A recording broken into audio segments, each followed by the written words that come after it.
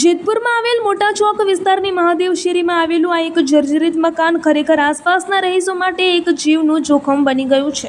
ચોમાસાની શરૂઆત થઈ ચૂકી છે ત્યારે આવી ઇમારતો ગમે ત્યારે ધરાશાયી થઈ શકે છે, જે સ્થાનિક લોકો તથા નાના ભૂલકાઓ માટે ગંભીર ખતરો છે। તો આવી જર્જરિત જૂની ઇમારતો ક્યારે ખસેડવામાં આવશે? કહેવાય છે કે પહેલો સગો પડોશી, પણ આ મકાન માલિકે તે વ્યાખ્યાને બદલી નાખી છે।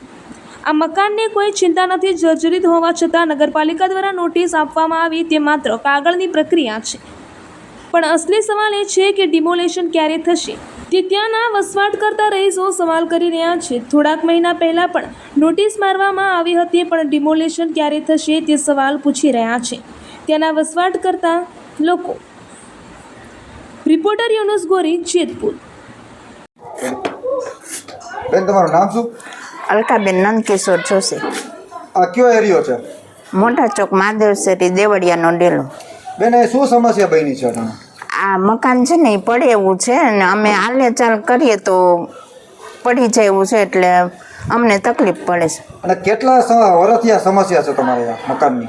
2-3 વર્ષ થયા। અટાણે કોઈ હાલમાં નોટિસ તો જાહેર થઈ ગઈ છે, પણ આની પહેલાં ક્યારે પણ નગરપાલિકા દ્વારા નોટિસ મારવામાં આવેલી હતી?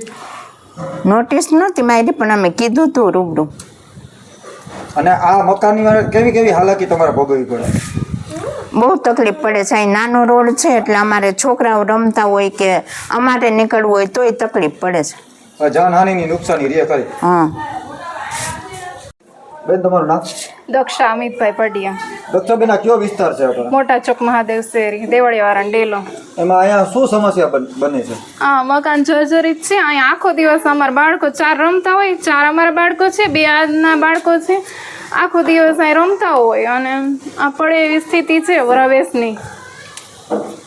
આ મકાન તમારે નગરપાલિકા શું માગણી છે આ મકાન પર? થોડુંક રવેશ જેટલું આ પાડી નાખે તો આ છોકરાઓ રમતા હોય તો વાંધો ન આવે। અહીંયા કોઈ જાનહાનિ ન થાય? જાનહાનિ ન થાય ને છોકરાઓ છૂટથી રમી શકે। આવડો મોટો ડેલો છે તો રમી શકે ને। આ મકાન જે માલિકનું છે તો એ મકાન માલિક કોઈ ધ્યાન દેતું નથી? ના, ઘણો ટાઈમથી કોઈ આવતા નથી અહીંયા। ક્યારેક આવતા હોય તો અમને ખબર ન હોય, અમે અંદર હોય। એને પણ આ પરિસ્થિતિની ખબર હશે ને? મકાન માલિક ખબર જ હોય છે। અમે જો અમારા ઘરમાં અંદર હોય, આ છોકરા બહાર નીકળે ત્યારે સાંજે અમે થોડીક વાર બેની બહાર અચાનક આવી કોઈ સબ દુર્ઘટના થાય એના કરતા આ બધું વ્યવસ્થિત થઈ જાય। આપનું નામ? હિતેન જોશી। હિતેનભાઈ, આ કયો વિસ્તાર છે? મોટા ચોક મહાદેવ શેરી દેવળિયાનો ડેલો। અહીંયા શું સમસ્યા છે? આ મકાન પડે એની સમસ્યા છે। અને આ મકાન કેટલા વર્ષથી આ બંજર હાલતમાં છે?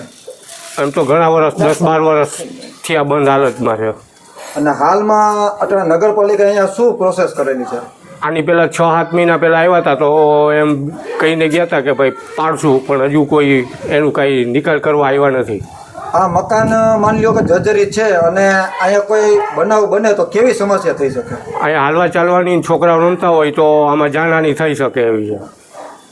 તો તમે અત્યારે નગરપાલિકા શું તમારી માગણી છે? આ રવેશ પાડી નાખે અથવા તો મકાન જે કાંઈ પરિસ્થિતિમાં છે એ થોડું ઘણું પાડી જાય તો એના માટે સારામાં સારું છે।